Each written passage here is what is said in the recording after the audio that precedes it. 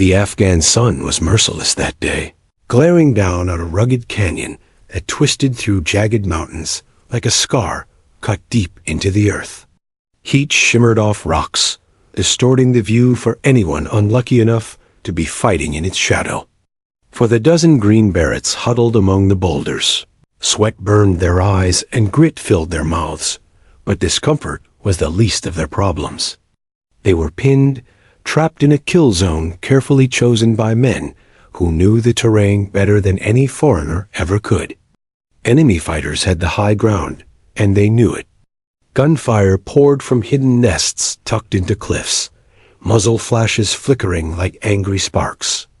The sound was deafening, each crack of a rifle echoing a dozen times over, making it impossible to count how many shooters were out there. The air stank of cordite, dust, and desperation. Every few seconds, a burst of machine gun fire stitched the ground near the soldiers, spraying rock fragments into their arms and faces. The Americans hugged the earth, knowing that even the slightest silhouette above the rocks meant certain death. Their mission had been straightforward, or so it seemed on paper. Recon, assess, and disrupt enemy movement along this corridor, a route frequently used by insurgents to move weapons and supplies between valleys. The Green Berets had done this kind of work countless times before. Move quiet, move fast, gather intelligence, and strike when the enemy least expected it. But today, the enemy had anticipated them. Today, they walked into an ambush. Captain Davis, the team leader, pressed his back against a warm boulder, breathing hard. He risked a glance over the edge of his cover and immediately ducked back down as bullets chewed the rock inches from his face. Dust clouded around him. He spat grit, clenched his jaw, and keyed the radio. "This is Viper 1. We are under heavy fire, requesting immediate close air support. Over." His voice was steady, but tension bled through every syllable. Static hissed, followed by a reply too faint to make out clearly. The radio operator adjusted frequencies, sweat dripping from his helmet strap as he tried again. "We're danger close." "Repeat, danger close." "If we don't get steel on target soon, we're done out here." Around him, his men held the line as best they could. Sergeant Miller fired short bursts from his M4, forcing the enemy to duck, though he knew he couldn't keep that pace for long. Ammunition was precious, and they were already running low. Beside him, Specialist Ramirez reloaded, hands shaking just enough to betray the nerves he was fighting to control. A rocket-propelled grenade screamed overhead, exploding against the canyon wall behind them. Shards of rock pelted their helmets, a brutal reminder of how precarious their position was. "Where's the air support?" Miller muttered, almost to himself, as he slammed the bolt forward on his rifle. The words were bitter, carrying the weight of men who knew their survival hinged not on their own skill alone, but on someone answering from the sky. The canyon seemed alive with enemies.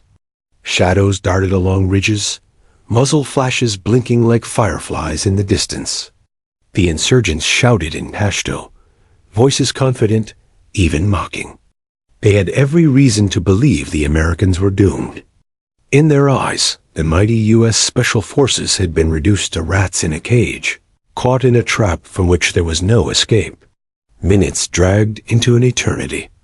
The sun crawled higher, intensifying the heat that baked the canyon floor.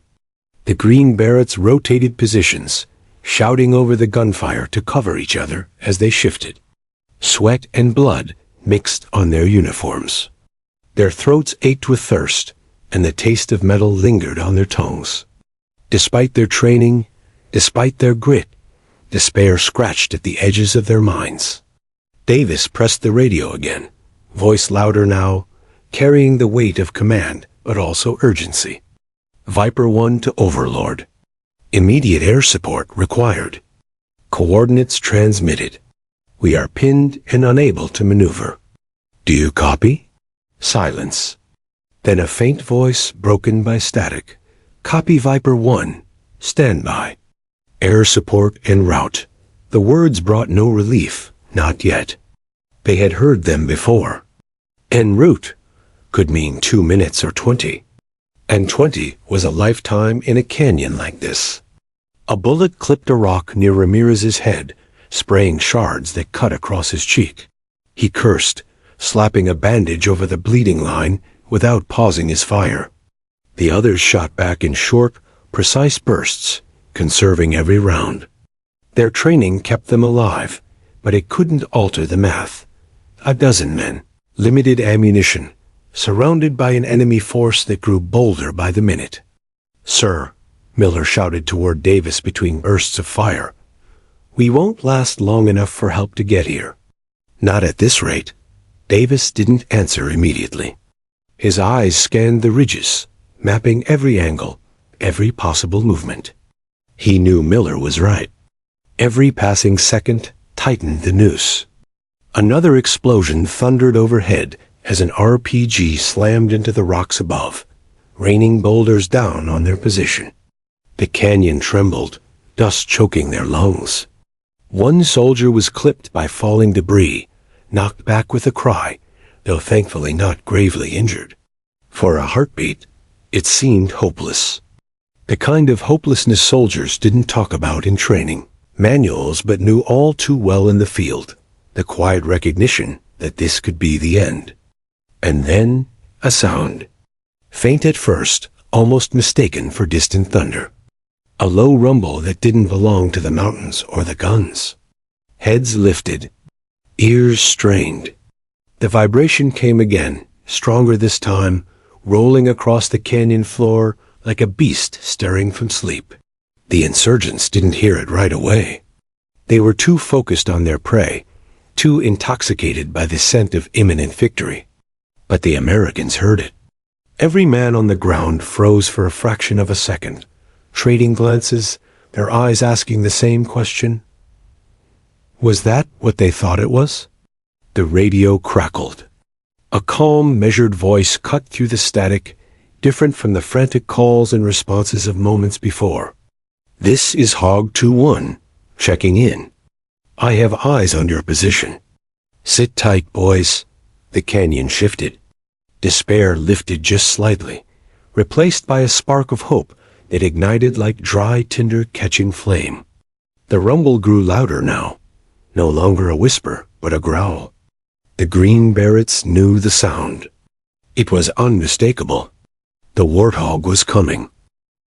Captain Kim Campbell adjusted her gloves and steadied her breath. The roar of twin General Electric engines reverberating through her A-10 Thunderbolt II.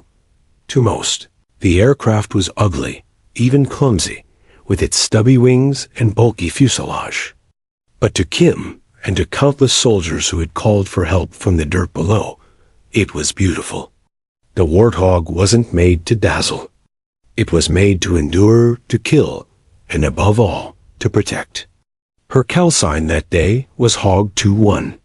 The radio chatter from the ground had reached her cockpit minutes earlier.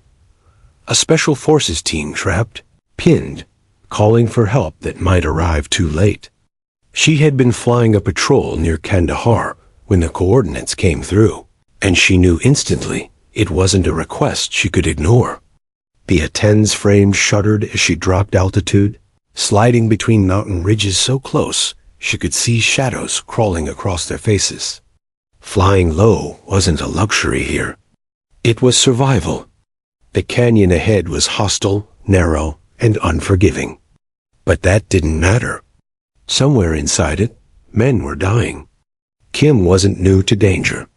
She had flown through storms of tracers before, danced with anti-aircraft fire that clawed at her jet like angry fingers.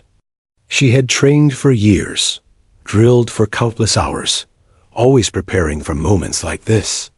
But training never truly mimicked the weight of real lives depending on her next decision. She reached down, flicking switches on her console, arming the weapons slung beneath her wings. A GM-65 Mavericks, Hydra rockets, and of course, a monster the GAU-8 Avenger cannon, a 7-barreled beast bolted to the aircraft's spine. She could feel it, heavy and hungry, waiting for her command. Hog 2-1, inbound to target area, she radioed calmly, her voice carrying none of the adrenaline pounding in her veins. Green Berets, I have your position. Mark targets if able, Static answered. Then came a frantic but controlled voice. This is Viper 1. We're danger close. Multiple hostiles on the ridgelines, RPG teams dug in, heavy small arms fire. We can't move. We need you now, Kim's jaw set. She pulled her oxygen mask tighter against her face and leaned into the stick, banking hard to line up her approach. The canyon yawned ahead, a jagged throat lined with fire and death. From the ground, the Green Berets lifted their heads just long enough to glimpse her silhouette streaking against the sun. For a moment, the canyon itself seemed to pause. That distinct growl of engines, the wide wings carrying an arsenal, every man recognized it instantly. It wasn't just an aircraft. It was salvation. But salvation wasn't guaranteed. As Kim nosed into the canyon, tracer rounds stitched the sky around her. Insurgents had spotted her, and they were prepared to defend their advantage. Gunfire lanced upward, seeking her belly. A rocket streaked past her wing, missing by mere yards before exploding in the empty air behind. The shockwave rattled her cockpit, but she didn't flinch. Her eyes darted between her heads-up display and the jagged terrain ahead. The canyon walls rose like jagged teeth, leaving her no room for error. One wrong move, one hesitation, and the warthog would smash into rock. But hesitation wasn't part of her vocabulary. She keyed the radio again. Viper 1, I'm making my first pass. Mark friendlies. On the ground, Sergeant Miller popped a smoke grenade, sending a plume of bright orange curling upward through the haze. The wind carried it quickly, but it was enough a signal, fragile yet visible. Kim locked her eyes on it. Visual unfriendlies. Stand by. She pushed the throttle, the warthog responding with a growl. Her finger hovered near the trigger. She could see the muzzle flashes in the ridges now, insurgents firing down with ruthless precision. Through her targeting pod, their positions lit up like sparks against shadow. Her heart pounded, but her mind was ice. She thought of nothing but angles, ranges, and split-second calculations. To the men below, chaos reigned. To her, it was a puzzle waiting to be solved with steel. She rolled the jet, diving lower, her entire frame vibrating as she lined up her shot. Guns, guns, guns? She called. The GAU-8 Avenger answered. The sound wasn't like any other weapon in the world. It wasn't just noise. It was fury incarnate, a guttural BRRT that rattled the canyon walls and shook the very ground. Depleted uranium rounds poured from the barrel at nearly 70 per second, tearing through rock and flesh alike with unstoppable force. From the ground, the Green Berets ducked as walls of fire erupted above them. Enemy positions that had been spewing death only moments earlier vanished in plumes of dust and smoke. Shouts turned to screams, then to silence, replaced by the echo of cannon fire bouncing endlessly through the canyon.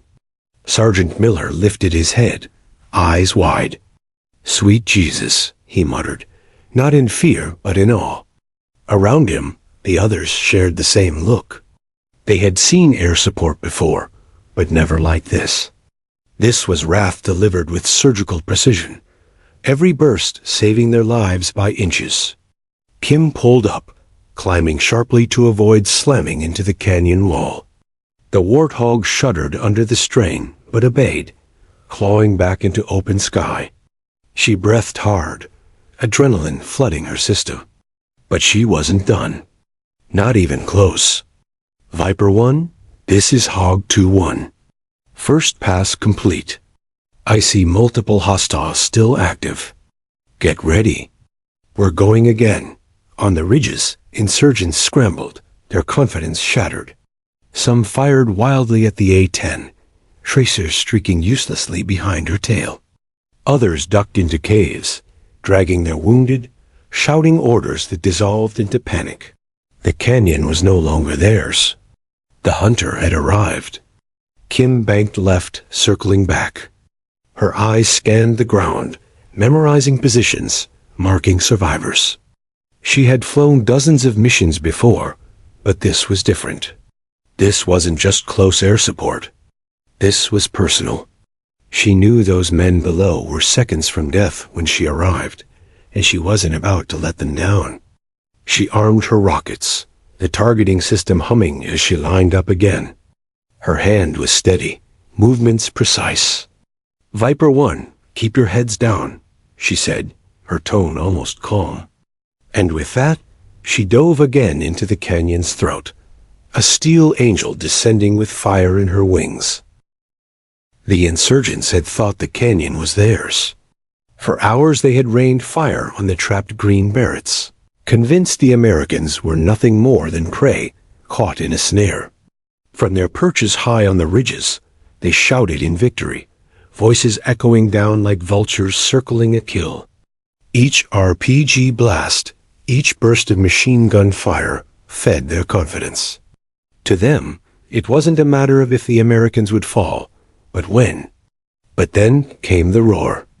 It was a sound unlike anything they had heard before, deep, guttural, terrifying in its suddenness. The insurgents craned their necks skyward, eyes narrowing against the sun. What they saw shook their certainty. The A-10 Thunderbolt II burst across the canyon sky, low and menacing, its engines growling like an animal woken from slumber. Its wings stretched wide, bristling with weaponry, and beneath its snout protruded the monstrous cannon that every insurgent feared once they learned its name. The jet didn't glide gracefully like a fighter built for air-to-air duels. No, this machine looked heavy, brutish, almost ugly, yet it flew with a predator's certainty. On the ground, the green Berets felt the shift immediately. Heads that had been pressed against dirt and rock lifted cautiously, eyes following the warthog's silhouette. A murmur passed among them, quick and reverent, a ripple of relief so strong it momentarily drowned out the gunfire. "She's here," one whispered, hardly believing the sight. Another soldier, his face streaked with sweat and dust, muttered in awe, "God bless the hog." For the first time that day, hope clawed its way back into the canyon. Captain Kim Campbell angled her jet, studying the battlefield below. Through her targeting pod, she saw muzzle flashes spitting from ridges, small figures darting between rocks as they tried to hold their dominance. The smoke from the green Berets marker still curled upward faintly, barely visible through the dust and chaos, but it was enough. She knew where her men were, and more importantly, where their enemies lay in wait. Kim's voice cut across the radio, calm and unflinching. "Viper 1, Hog 2-1. I have visual on your position. I'm engaging now." The soldiers on the ground pressed themselves even flatter against the rocks. They had heard the stories. When the warthog spoke, the battlefield changed forever. Kim lined up her run, her thumb rushing the controls with precision born of endless training. She wasn't rushing. She wasn't panicked. Every second counted, but mistakes were lethal in a canyon like this. She rolled the jet, adjusted her nose, and locked onto the enemy cluster threatening the Americans most directly. Her finger curled against the trigger. The GAU-8 Avenger came alive. The sound didn't just fill the canyon, it owned it.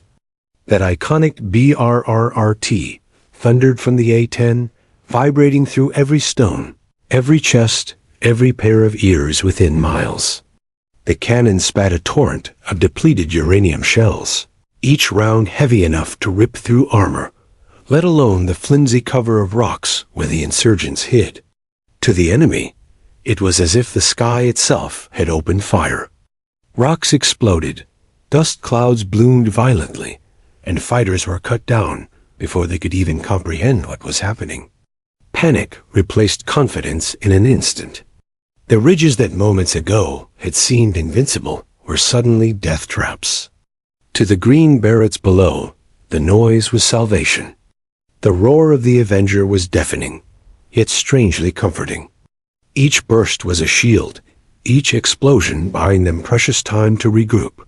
They could feel the shock waves pounding through their bodies, rattling their bones, and yet they welcomed it.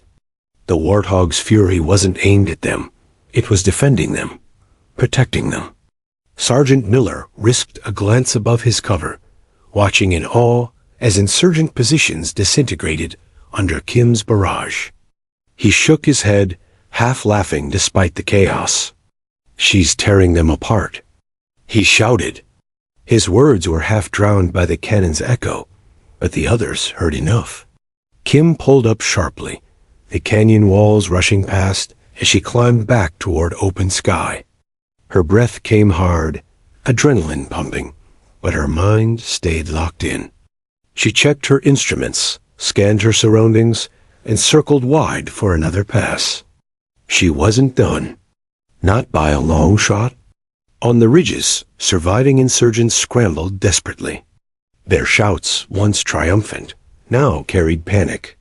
They fired wildly into the air, tracers streaking upward in a futile attempt to hit the armored beast above them. A few rockets streaked past, exploding harmlessly against the canyon walls. But the A-10 was no fragile bird. Its titanium armor shrugged off small arms fire, and Kim flew it with the confidence of someone who knew exactly how much punishment her machine could endure. Down below, the Green Berets seized their moment. With the enemy disoriented, they shifted positions, moving quickly between cover. They shouted to one another, coordinating through the haze. They weren't retreating anymore. For the first time in hours, they were advancing, their rifles snapping to targets with renewed determination. Still, the fight wasn't over. Enemy fighters regrouped, trying to rally, desperate not to lose the advantage they had held so long. They poured more fire down into the canyon, but their shots were scattered now, their aim broken by fear. Every man among them knew what was circling above. Every man had heard that cannon, and every man wondered if the next burst of fury would have his name on it. Kim came around for her second pass. Her voice touched the radio again, steady, commanding, almost reassuring. "Viper 1, stay low. I've got you." The soldiers on the ground obeyed instantly, trusting her as if she were part of their team. In many ways, she was. She wasn't in the canyon, but she was fighting alongside them, every bit as invested in their survival as they were.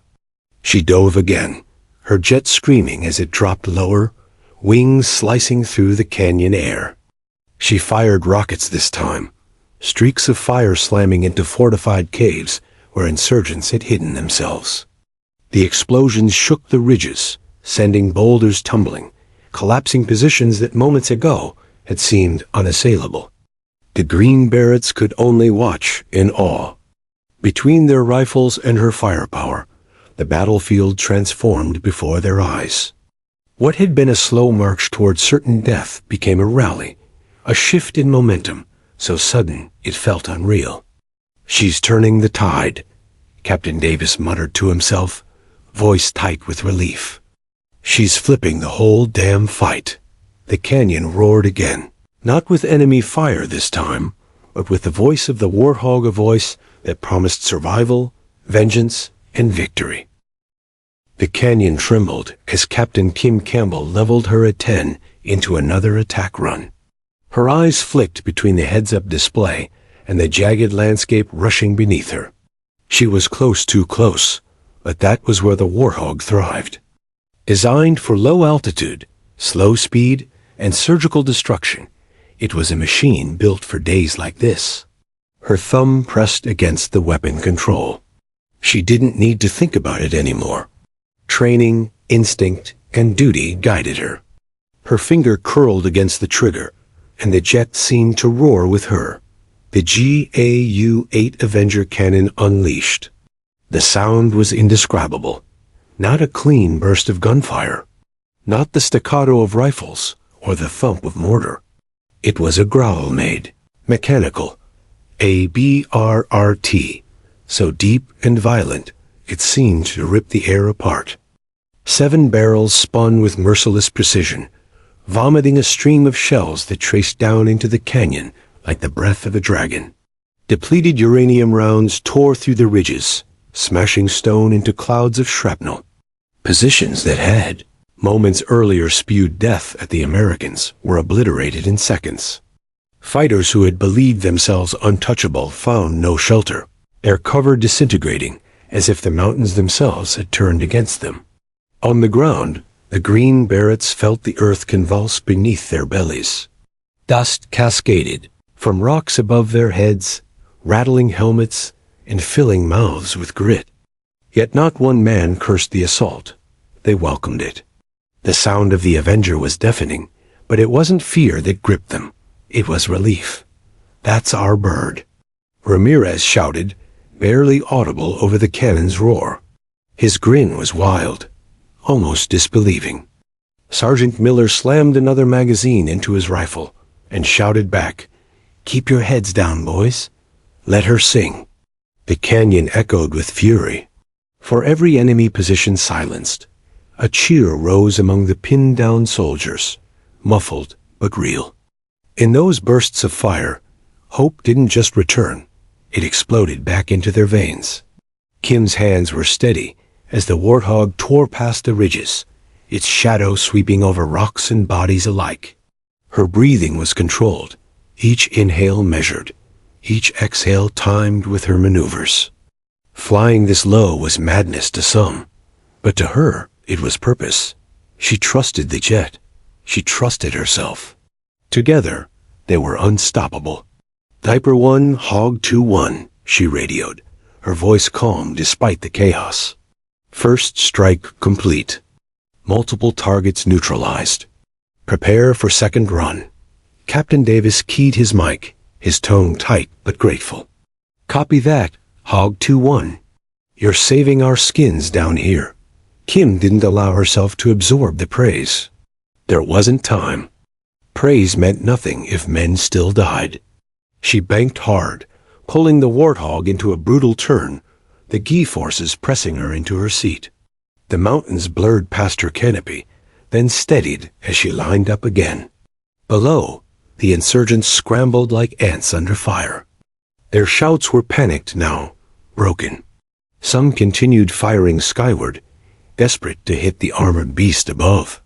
Others fled deeper into caves or down gullies, abandoning once proud positions. Their advantage was evaporating with each pass of the A-10. But Kim wasn't finished. This time she selected rockets. The targeting pod locked onto clusters of fighters regrouping near a natural overhang. They thought the rock face would shield them. They thought wrong. "Rockets away," she murmured, squeezing the release. 2 Hydra rockets streaked downward, trails of smoke cutting across the canyon. They slammed into the overhang, detonating with bone-shaking force. The explosion ripped stone apart, collapsing the makeshift fortress into rubble. The shock wave rattled through the canyon, followed by silence punctuated only by the cries of panicked survivors. The green Berets looked on, astonished. For hours they had been the hunted. Now, before their eyes, the battlefield was transforming. Their enemy was breaking, retreating, scattering like leaves in the wind. Sergeant Miller couldn't resist shouting, voice raw but triumphant. "That's what I'm talking about." Private Lay, youngest of the team, let out a laugh that bordered on hysteria. "Holy hell, she's an angel with wings of fire." Captain Davis, still crouched behind cover, allowed himself the faintest smile. He'd seen air support before, but this was different. This wasn't distant bombs dropped from high altitude. This wasn't anonymous jets streaking by unseen. This was personal. This was close. Kim Campbell was fighting with them, not just for them. Kim pulled up again, her canopy filled with blue sky for a fleeting moment. Her pulse hammered, but she forced herself to stay methodical. The danger wasn't gone. The A-10 was tough, nearly indestructible compared to most aircraft, but it wasn't invincible. Every pass she made gave the enemy another chance to aim, another chance to get lucky. Sure enough, tracers clawed at her path, some streaking dangerously close. A burst peppered her wing with sparks, harmless for now, but a reminder that gravity and luck had limits. She didn't flinch. The Warthog was built to take punishment, and so was she. Hog 2-1 to Viper 1. Still multiple contacts active North Ridge. Adjust your positions. I'll keep them distracted. Copy, Hog, Avis replied. His men were already moving, using the brief reprieves she bought with every strike to crawl, sprint, and dive into better cover. Their rifles spoke louder now, bursts of return fire stitching into enemies who had lost their nerve. The canyon, once a prison, was becoming a battlefield the Green Berets could shape again. Kim's eyes narrowed as she spotted a fresh muzzle flash near a cave mouth. She dipped the nose, lined up her target, and pressed the trigger again. The Avenger roared. Dust and fire consumed the mouth of the cave. In the chaos, the Green Berets rose from behind their rocks, firing with renewed fury. Their shouts mixed with the echoes of the cannon, a strange harmony of survival and vengeance. For Kim, it was another pass completed, another breath exhaled, another choice made in a blur of decisions. She knew this fight wasn't finished, but she also knew something had changed. The canyon no longer belonged to the enemy. It belonged to her. It belonged to the Warthog, and to the men who had refused to give up until she arrived. The canyon echoed once more with the Avenger's voice, a sound that promised no retreat, no mercy, and no surrender until every Green Beret walked out alive. The canyon had transformed from a killing ground into an echo chamber of vengeance. Smoke curled from shattered ridges, and the smell of burned gunpowder mixed with pulverized stone. For the first time in hours, the Green Berets could lift their heads without immediately catching a bullet. The shift was palpable. Where despair had crept in, hope now surged, anchored in the roar of the A-10 circling overhead. But the enemy wasn't finished. They were battered, humiliated, yet not broken. Insurgents regrouped in pockets of resistance, rallying behind commanders who screamed through the smoke for a counterstrike. Their voices cut sharp against the chaos. Hold the canyon. Kill the Americans. Bring down the bird. On Kim Campbell's next pass, she saw the retaliation building. Fighters hauled out heavier weapons, tripods snapped open, belts of ammunition fed into machine guns designed for one purpose: tearing the sky apart. On ridgelines, men hefted shoulder-fired rockets, eyes gleaming with the promise of striking back. Her HUD lit with warnings. Threat indicators pulsed. The canyon wasn't just dangerous now, it was bristling. Kim's grip on the control stick tightened. She could retreat, wait for backup, play it safe. But she glanced down through the canopy and saw the Green Berets scrambling into new positions. She knew they were counting on her, tethered to her protection with every desperate step. Retreat wasn't an option. Viper 1, Hog 2-1, she called over comms, her voice unshaken. Incoming heavy fire. Stay low and keep pushing. I'll draw them. Captain Davis's reply was taut with concern. Copy that, Hog. Just don't get yourself killed. Kim smirked despite the tension. Not part of the plan. She dipped the nose of the Warthog, engines howling as she dove into the storm of tracers. Red-hot lines clawed toward her jet, slashing across the sky like the talons of some unseen predator. The A-10 shuddered as rounds pinged against its armor, sparks dancing along the fuselage. Then a streak of smoke shoulder-fired missile. Missile launch, missile launch. Kim's warning systems blared, a shrill cry in her ears. She slammed the stick, rolling hard to the right. The canyon spun, the world a blur of rock and sky. Flares popped behind her, brilliant decoys trailing sparks. The missile chased the light, veered, and exploded harmlessly in midair. But the insurgents weren't finished. Another launch followed. And another. The canyon was alive, with fury aimed solely at her. Kim pushed the warthog harder, diving low enough that her wingtip nearly kissed the jagged ridge. Dust plumed beneath her belly as she skimmed the canyon floor, weaving through death. The warthog wasn't sleek like a fighter jet. It wasn't meant to dance.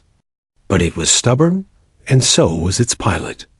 The G-8 Avenger barked again, each burst shredding the enemy's firing points. Kim struck with precision, her rounds chewing through machine gun nests, silencing them one by one. She leveled briefly, fired rockets into a cluster of insurgents, setting up another launcher, then pulled back into the sky before the debris even settled. On the ground, the green Berets felt the battle tilt once more. With each strike Kim delivered, they advanced. Ramirez and Lee scrambled from their rocky cover, diving into a new position closer to the canyon wall. Miller's squad laid down suppressive fire, forcing the enemy into the open perfect targets for the A-10 above. It became a dance of survival. The men below moved in bursts, short sprints, and hard dives, while the angel of steel above cleared the path with fury. But victory was never handed easily. Halfway through her next run, Kim felt the hit. A sudden, jarring impact rattled through the warthog's frame. Warning lights blinked on her panel. Hydraulic systems groaned. The jet lurched, sluggish in her grip. She hissed through her teeth. Hog 2-1 taking fire. Damage to right wing. Still operational. The A-10 was bleeding, but it wasn't beaten. Built like a flying tank, it could shrug off punishment that would send sleeker jets spiraling into fireballs. Kim adjusted, compensating for the drag, keeping her bird steady. Below, Captain Davis heard her report and clenched his jaw. "Copy that, Hog. Hang in there. We've almost got the ridge." Kim didn't answer right away. She lined up again, fighting the controls, sweat dripping into her eyes. The canyon blurred past, hostile fire rising to meet her. She pressed the trigger, and once again the Avenger roared, shells tearing through enemy reinforcements who had dared gather near the canyon's mouth. Smoke, fire, screams the symphony of war. The green Berets surged forward with renewed ferocity. Each shot from Kim's cannon wasn't just destruction, it was an invitation. They seized it, pressing the enemy back step by step. Ramirez's rifle cracked like lightning, dropping a fighter who tried to ambush them from the flank. Lee, young but fierce now, lobbed a grenade into a cluster of insurgents, the explosion hurling bodies into the air. "Push, push, push," Davis commanded, his voice sharp over the din. "We've got them on the run." And run they did. Insurgents who had once hunted the Americans now scattered like prey. Some fled deeper into caves, dragging wounded comrades. Others abandoned weapons altogether, sprinting across open ground in blind panic. But Kim wasn't about to let them regroup. She dove once more, even as her battered warthog protested. Her jaw clenched against the G-forces as she lined up the reticle on the largest cluster retreating, toward an old truck convoy hidden in the rocks. "Fox 3, she whispered, loosing a missile. It streaked across the sky, struck the convoy, and erupted in a thunderball that lit the canyon like midday sun. Flames billowed high, debris scattering. The shockwave punched through the valley, rattling teeth and bones alike. The green Berets whooped, their cheers ragged but fierce. The tide had turned fully now. Where once they'd been pinned, they now advanced with confidence, their guardian in the sky refusing to quit. But Kim knew better than to celebrate. Her instruments screamed warnings of fuel loss. The jet's right wing smoked where shrapnel had bitten deep. She couldn't stay forever. Yet as long as her men were still fighting below, she would not leave. "Viper 1, Hog 2-1, she radioed, her voice firm despite the strain. "I'm staying on station until you've secured. Make it count." On the ground, Davis swallowed hard, feeling the weight of her commitment. "Roger that, Hog. You've already given us more than we could ask. We'll finish this." The canyon belonged to neither side yet. It was a battleground soaked in sweat, blood, and steel. But the balance had shifted irreversibly. The green Berets weren't prey anymore. They were predators, their courage rekindled by the woman in the sky who refused to let them fall. And though her aircraft groaned, battered and scarred, Kim Campbell was far from finished. The Warthog was still flying, and as long as it flew, no man in that canyon would be left behind. The canyon burned, littered with smoke, shattered stone, and the echoes of gunfire. For hours it had been a crucible of survival, a narrow graveyard waiting to claim the green Berets who fought desperately inside it. But now something had changed. The rhythm of the battle was no longer dictated by the enemy. It pulsed instead to the roar of an A-10 Warthog circling defiantly above. Captain Kim Campbell steadied her breathing as she scanned the battlefield below. Warning lights still flickered across her cockpit: fuel loss, wing damage, hydraulic strain. The jet flew heavier now, its movement sluggish, but it flew. And as long as it flew, she had no intention of leaving the fight. Her radio crackled with the voice of Captain Davis, harsh and breathless. "Hog 2-1, this is Viper 1. We're pinned again near the North Gully. Heavy contact on the ridge above us. We can't move." Kim's eyes narrowed. She banked hard, bringing the canyon floor into view. Her targeting pod flickered across the ridgeline, picking out the flashes of muzzle fire. Their machine guns dug into a natural shelf, spitting rounds into the gully below. The green Berets were trapped under a deadly curtain. She keyed her mic. Her voice, calm and measured, cut through the static. "Copy that, Viper 1. I've got your ridge. Keep your heads down." "I'll clear it." Davis exhaled, the tension in his chest loosening just enough for him to bark fresh orders. "You heard her, boys. Stay low and let the angel work." The green Berets pressed into the dirt, trusting her voice. They had no choice, but more than that, they believed in her now. She wasn't just another call sign overhead. She was Kim the pilot who had flown into hell with them and refused to leave. Kim lined up her run, the canyon rising up in her canopy. She squeezed the trigger. The Avenger spoke again, its growl shredding the ridge. Rocks splintered, gunfire ceased in midburst, and fighters vanished into smoke and dust. She pulled up, circling wide to assess. The ridge was broken, the ambush shattered. "Ridge is clear," she reported, voice still even. "Advance through the gully. I'll cover your flanks." On the ground, Davis raised his fist, signaling his men forward. They moved in staggered bursts, sprinting across the open ground they had once feared to cross. Ramirez fired a burst into the smoke. Miller dragged Lee up by his vest, and together they stormed into the gully. Above them, Kim's Warthog traced a protective arc. The soldiers felt it, the sense that someone was watching over them, guiding them, shielding them. They advanced not blindly, but with the knowledge that eyes from the sky were measuring every threat. Still, the enemy was far from finished. Insurgents, desperate and cornered, regrouped on the far side of the canyon. They hauled out another rocket launcher, its tube propped on the shoulder of a wiry fighter who screamed defiance as he took aim at the circling jet. Kim saw him through the pod. A single figure among chaos, bold enough or desperate enough to challenge the Warthog. She pressed the trigger. The cannon barked, and the man was gone, swallowed by fire and rock. But even in their fear, others took his place.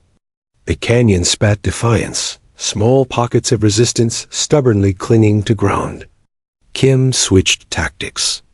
She keyed her mic again, guiding the green Berets with precision. Viper 1, this is Hog 2-1. You've got contacts regrouping 200 meters east of your position, near the boulder split. Flank left. I'll soften them. Copy, Hog. Moving left. The team shifted, hugging the canyon wall, their boots kicking up dust as they sprinted. On cue, Kim loosed another rocket, blasting the boulder into shards. Fighters scattered from the cover they had believed impenetrable straight into the green Berets' waiting rifles. The canyon became a chessboard, each move coordinated between air and ground. The green Berets trusted Kim's eyes, her guidance.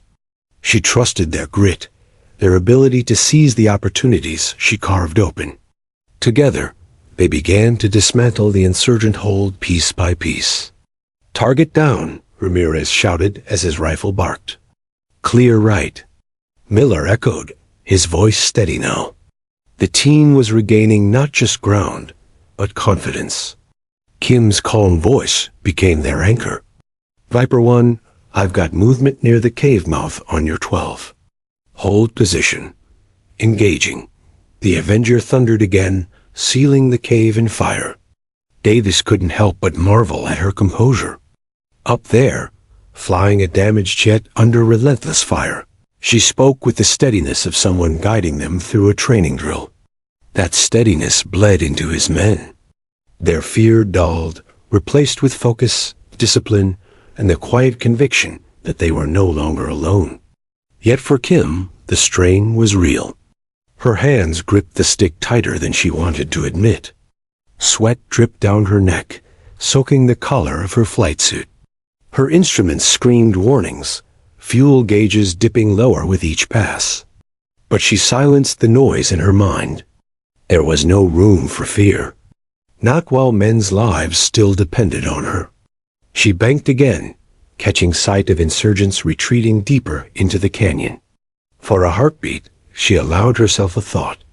We're turning this tide. We're winning. Then she shook her head, forcing her focus back. Winning wasn't enough until every man below walked out alive.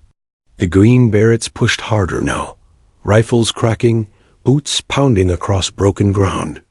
Each corner they cleared, each ridgeline they secured, brought them closer to survival. And above them, circling like a guardian spirit, the A-10 held fast. By the time the sun began dipping lower, the canyon no longer belonged to the enemy.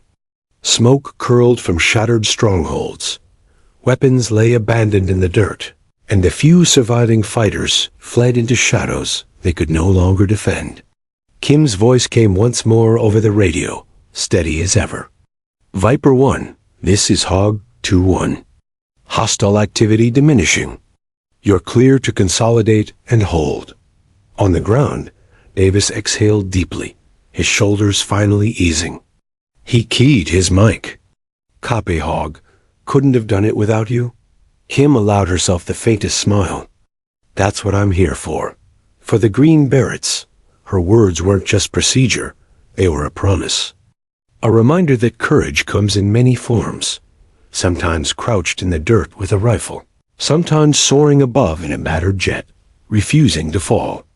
The canyon was theirs now, not by miracle, but by will, grit, and the unshakable calm of a pilot who refused to let chaos claim her men. A canyon had fallen silent. Not completely. Faint echoes of distant gunfire, the occasional crumbling of a boulder, and the hiss of smoke rising from the shattered ridges reminded everyone that death had only just passed through. But compared to the deafening roar of battle, it was almost peaceful. Captain Davis lowered himself onto a rock, sweat and grime streaking his face. His body ached, every muscle screaming in protest, but he could finally breathe. Around him, his men did the same, slumping against rocks, rifles still clutched in calloused hands. Their breaths came ragged, voices hoarse from shouting and screaming. They had survived. Sergeant Miller leaned against the canyon wall, scanning the ridges that had moments before been alive with insurgents. Now they were empty, scattered, destroyed, or fleeing. "I can't believe it," he muttered. Dust fell from his hair, settling on his shoulders. "We're actually alive." Ramirez dropped his pack, letting it thump to the dirt. He wiped soot from his face and smiled faintly, still disbelieving. "Hog 2-1, he whispered under his breath, almost as if speaking the name aloud could keep it tethered in reality. "Saved our skins." The soldiers moved carefully now, checking their wounded, gathering ammunition, and securing their perimeter. They were wary, knowing the enemy could return, but the immediate threat had passed. Above them, the sky had cleared enough for Kim Campbell to hover briefly in her battered warthog. Her right wing still smoked where shrapnel had ripped through armor, her HUD blinking warnings about hydraulic strain and fuel. She glanced down at the men moving through the canyon, alive because she had fought the firestorm above. She exhaled, letting herself feel a fraction of relief. This mission had been brutal, a test of will and endurance. And yet, here they were alive. That was what mattered. "Viper 1, Hog 2-1, she radioed, her voice still calm despite the adrenaline coursing through her veins. "Canyon secure. Consolidate your position. I'm staying nearby until extraction." Davis keyed his mic with hands still shaking from adrenaline and exhaustion. "Copy that, Hog. You've done more than anyone could ask." "Thank you." Kim allowed herself a quiet smile. "Just doing my job. Make sure you get everyone out safe." As the soldiers moved through the canyon, they began to process what had happened. The rocks bore fresh scars, shrapnel pockmarks, and blackened scorch marks. The air smelled of smoke, burnt metal, and earth upturned by explosions. And yet, among the devastation, they found pieces of their own determination, scattered but intact. Lee, the youngest, walked slowly along the path, rifle lowered, eyes wide as he stared at the carnage. I can't believe we made it," he said, voice trembling. His gaze drifted toward a small ridge where an insurgent had once taken cover, now reduced to rubble. "I thought we were done for." Miller clapped a hand on his shoulder. "We almost were. But then she showed up. Hog 2-1. That girl above us." He shook his head, half in disbelief, half in awe. "She's a goddamn legend." Davis surveyed the canyon one last time, counting bodies, noting positions, and marking hazards. Even in victory, discipline was necessary. But his mind lingered on the flight overhead, the courage of a single pilot, risking everything to save them. He had heard stories of air support before, but nothing like this. This wasn't distant bombing. It was precise, relentless, personal.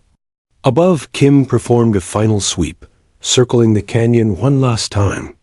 The Warthog's engines hummed through the air, carrying her across the scorched battlefield. She glanced at the HUD, noting damage still present in the systems, and considered her descent. Fuel was low, hydraulics compromised, yet she refused to leave until extraction could arrive for the green Berets. Flying low, she watched them move through the canyon, the weight of every shot, every pass, every roar of the cannon etched into the rocks and into her mind. She had seen them pinned, cornered, and almost lost. And she had seen them rise again. That was why she stayed. That was why she fought. "Viper 1, this is Hog 2-1, she radioed. "Extraction inbound. Stay alert, but the worst is behind you." Davis replied, voice steady now despite fatigue. "Roger that. Couldn't have held this place without you." Kim allowed herself a brief nod in the cockpit. She had done her part. And in moments like this, she realized what it meant to be part of something larger than herself. part of a team that spanned sky and ground, steel and grit, life and survival. The Green Berets began moving to higher ground, securing perimeters for extraction. They paused now and then to look at the rocks and smoke, at the empty ridges that had once been their prison. They carried with them not only weapons and packs, but a profound sense of gratitude and awe. Lee finally spoke again, voice trembling with emotion. I thought we were done for. I thought we'd never see home." Ramirez nodded, wiping his face with a sleeve. "None of us expected to make it. But she saved us. Every one of us," Miller added quietly, almost reverently. "I'll never forget the roar of that cannon. Never. It wasn't just weapons, it was hope." Captain Davis gathered his men, giving a silent nod toward the sky. "Let's move. We owe the woman above us everything, but our job isn't finished yet." Stay sharp, and still, overhead, the Warthog circled. Its engines hummed, its wings bristling with weaponry, its canopy reflecting the fading sun. Kim Campbell kept her vigil, watching the men she had fought to save. Every moment above the canyon reminded her why she flew. The canyon was silent now, but not empty. Every footprint, every shattered rock, every scorch mark told the story of survival, of courage, of a battle that could have ended in tragedy, but didn't because one pilot refused to leave. And in the hearts of the Green Berets, that truth was burned in forever. The distant roar of rotors broke the canyon's uneasy silence. Dust and debris swirled around the narrow walls as CH-47 Chinook helicopters appeared over the horizon, the long-awaited extraction finally arriving. Every Green Beret tightened straps, checked weapons, and prepared for the final dash. Survival was within reach, but the canyon still demanded respect. Captain Davis signaled his men forward. "Move fast, stay sharp. Don't give them a chance." The teens surged from cover, boots pounding against rock and rubble, rifles held ready. Every step was a reminder of hours spent trapped, fighting for their lives against an enemy that had once seemed unstoppable. But now, momentum had shifted, and they moved with purpose. Above them, Kim Campbell circled low, her Warthog still battered from the relentless combat. Smoke trailed from her right wing, warning lights blinked continuously across her console, and her fuel gauge teetered dangerously low. Every system screamed at her to land, to retreat, to save herself. But she couldn't not until the men she had sworn to protect were safe. "Viper 1, this is Hog 2-1, she radioed, her voice calm, steady, and commanding. "Extraction is in sight. Cover the LZ and keep the enemies off your backs." "I've got your 6. "Roger, Hog," Davis replied, voice tight with relief. "We're moving in." The Green Berets sprinted toward the landing zone, dodging small pockets of remaining resistance. Insurgents, desperate and disoriented, fired sporadically, hoping to slow the extraction. But the canyon's rhythm now belonged to Kim. She dove low, the Avenger roaring as she strafed exposed positions. Shells ripped through cover, blasting rocks and earth into clouds of dust. Rockets streaked toward entrenched fighters, detonating with bone-shaking force. Every maneuver was deliberate, every shot designed to protect the soldiers below. The Green Berets didn't need to glance up, they felt her above them. Every time a fighter broke cover, the Warthog's growl reminded them of the sky's guardian. Miller reached the LZ first, signaling to the others as the Chinooks descended. The rotors whipped dust into their faces, but safety was near. Ramirez and Lee followed, sprinting into the open, adrenaline still pumping, hearts pounding with the near misses that had defined the day. Davis was last, checking each of his men before he allowed himself to move. His eyes flicked upward, toward the battered silhouette of the Warthog circling overhead. A strange mix of awe and gratitude filled him. Kim Campbell had flown through hell, taken punishment she didn't have to, and save them all. Go, go, go, he shouted, urging the men into the helicopter. As they boarded, Kim made one final pass. Enemy fighters, few and scattered now, attempted to rise for one last shot. The Warthog Dove, the GAU-8, barking a thunderous warning. Rockets followed, smashing abandoned vehicles and cover alike. The survivors fled into the canyon's shadows, never to regroup. Kim pulled up sharply, circling above the extraction.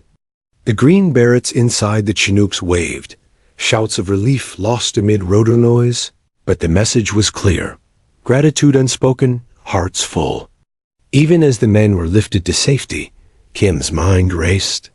She checked fuel levels, barely enough for her to return to base, and surveyed the canyon one last time. Every scar, every crater, every shattered ridge told a story of courage, desperation, and survival. And at the center of it all, she realized, was the bond between those below and the machine above.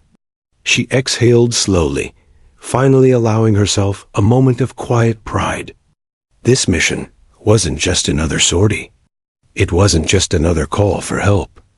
It was proof of what one pilot could do when skill, courage, and determination converged. When the last Chinook lifted into the fading sunlight, the canyon fell silent once more. No shouts, no gunfire, only wind and dust, and the lingering echoes of combat. Kim guided the Warthog toward the nearest friendly base, her hands steady, the jet groaning under the strain but holding together. Back on base, ground crews rushed to meet her. They guided her to a secure hangar, inspecting the damage to the Warthog. Sparks had burned the paint from its wing, the fuselage bore pockmarks from shrapnel, and the Avenger's barrel had cooled from continuous firing. She stepped out of the cockpit, still wearing her helmet. Sweat and soot streaked across her face. Her commanding officer approached, eyes wide with both concern and awe. "Campbell, I heard the reports." The teen made it out. "All of them?" Kim allowed herself a nod, voice low. "All of them." The legend of Hog 2-1 had begun to spread in whispers and awestruck glances across the base. Crew members told stories of a pilot who had flown into a canyon hellish enough to swallow men whole and emerged victorious. Soldiers recounted the roar of her cannon, the precision of her strikes, and the way she had guided them by radio through chaos they thought would claim their lives. For Kim, though, it wasn't about legend. It was about duty. About the bond forged in fire, and the knowledge that she had done everything she could to protect those who could not protect themselves. In the barracks later, the Green Berets spoke quietly about the day's events. Stories were exchanged. Laughter and disbelief mingled with exhaustion. But at the heart of every recounting was the same truth. Hog 2-1 had arrived when no one else could, and in doing so, had turned the tide. Sergeant Miller shook his head in awe. "I'll never forget her," he said softly. "Not the roar, not the precision, just her. Out there with us when we needed her most." Captain Davis nodded, gaze distant. "She didn't just save us. She reminded us what courage looks like." And though the Warthog sat in the hangar, battered and smoking, it had become more than a machine. It was a symbol. A guardian. A force that had delivered men from certain death, and in doing so, created a story that would be told for years. Kim Campbell removed her flight suit, finally letting herself relax. She thought about the canyon, the men she had flown for, and the roar of her own cannon reverberating off stone walls. A day that had begun in terror had ended in survival. A battle that could have claimed lives had instead carved a legend. Above the mountains, the sun dipped lower, painting the sky in gold and crimson. Somewhere far below, the canyon lay quiet, scarred, but conquered. And in that silence, Kim felt a rare, fleeting sense of peace. Hog 2-1 had flown into hell. Hog 2-1 had returned. And the soldiers who had been saved would never forget it. The legend had been written, etched in stone, smoke, and memory, a story of courage, precision, and the unbreakable bond between those on the ground and the guardian in the sky. And for Kim Campbell, that was enough.